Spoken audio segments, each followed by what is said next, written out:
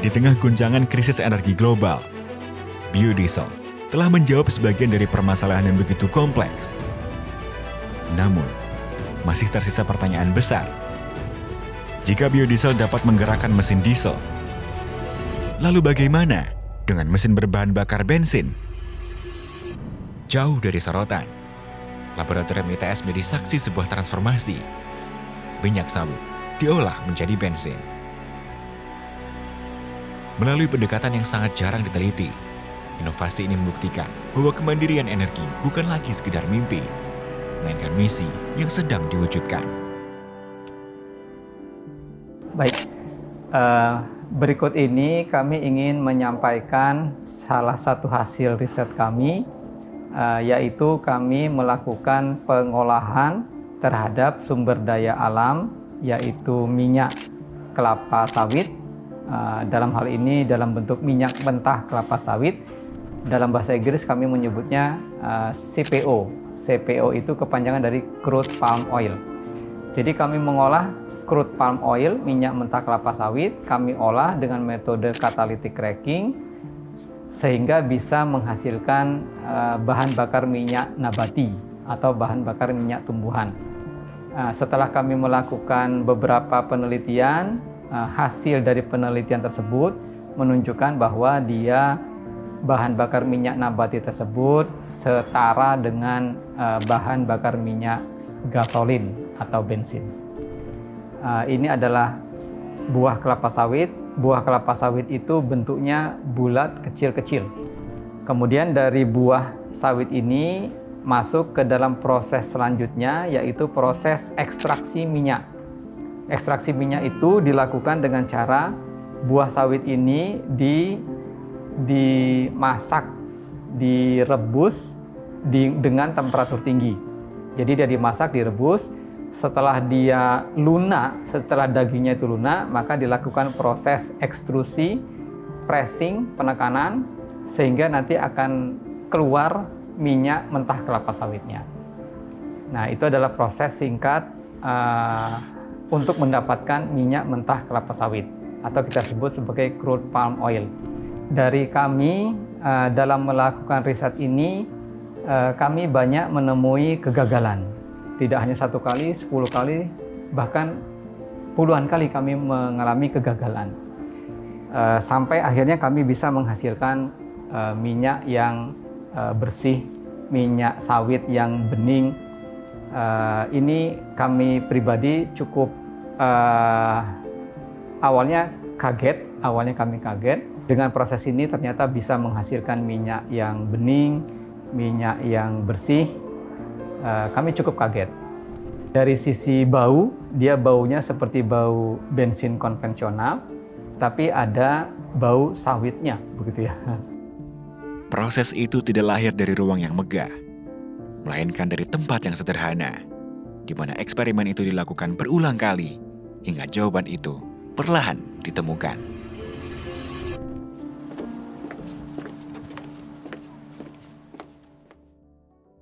Ini adalah CPO yang kami gunakan. Ini adalah CPO crude palm oil yang kami pakai. Minyak mentah kelapa sawit bentuknya seperti ini. Dia berupa padatan, gel padatan ya, seperti mentega begitu. Pada temperatur kamar dia padat. Kemudian biasanya kami panaskan. Cukup hangat, kemudian nanti dia akan berubah dari padatan menjadi cair. Kemudian dari sini, ini adalah alat untuk sintesis minyak sawit, bensin sawit. Ini adalah alat yang kapasitasnya 1 liter. Ini kapasitas 1 liter. Ini kapasitas yang sekitar 10 liter. Ini 10 liter, jadi dia lebih besar daripada ini. Ini 1 liter, ini 10 liter. Nah, kalau ini 30 liter. Setiap satu tangkinya, satu reaktornya itu 15 liter. Jadi dia 30 liter.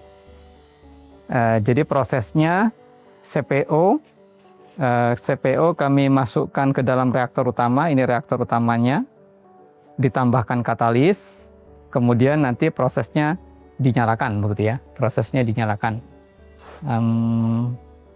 Nah, proses dinyalakan seperti ini,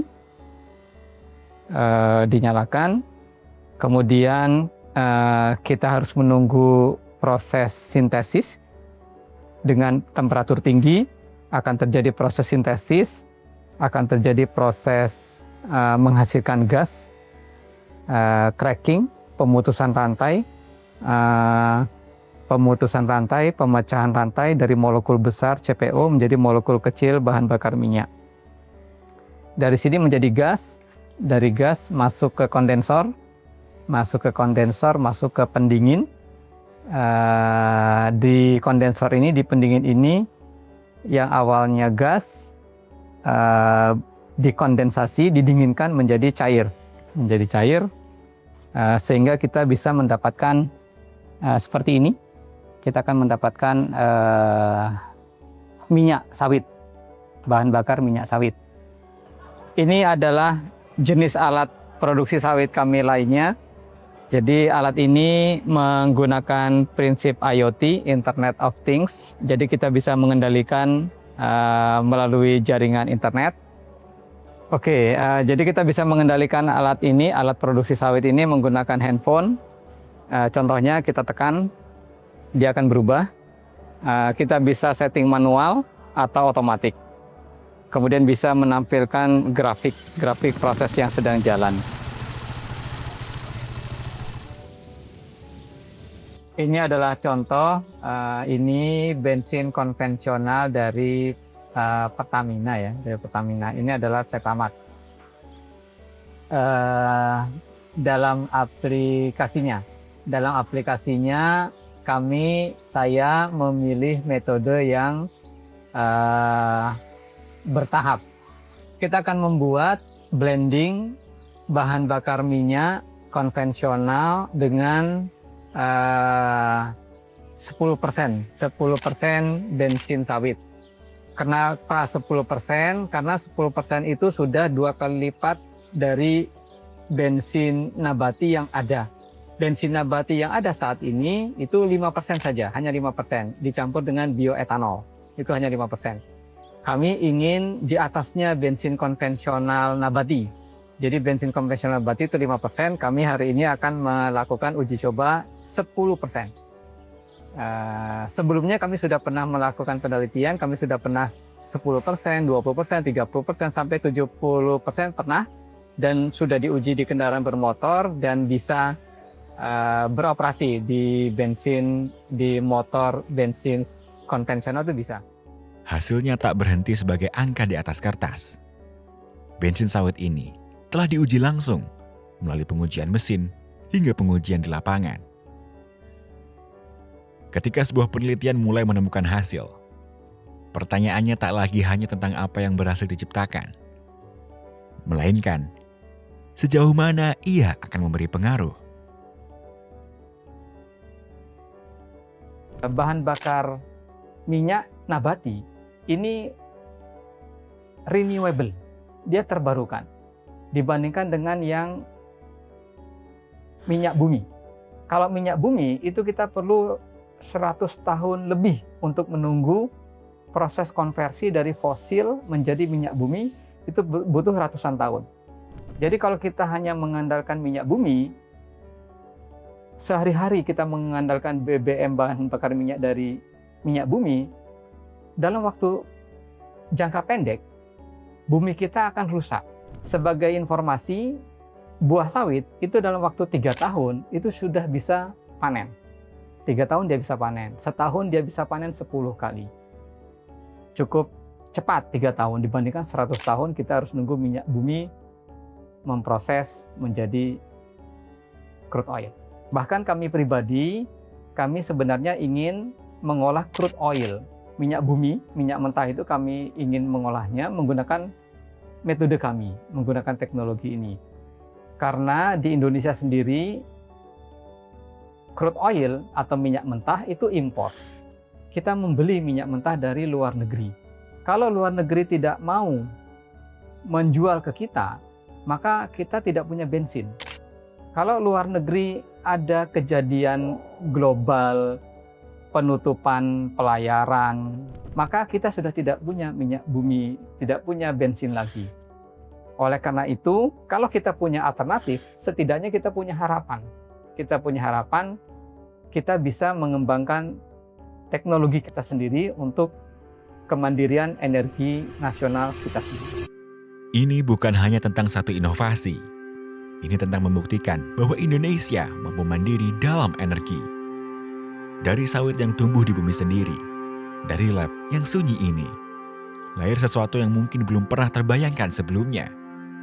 Bahwa pohon yang tumbuh di bumi Indonesia bisa menjadi jawaban atas krisis energi yang mengguncang dunia. Dari biodiesel Profesor Bambang Sudarmanta hingga bensin sawit Profesor Hosta Ardiananta, 2 inovasi, 1 visi. Energi masa depan Indonesia sedang dibangun di sini. Ketika dunia masih mencari jalan, ITS telah menemukan jawabannya. Dan ini baru permulaan.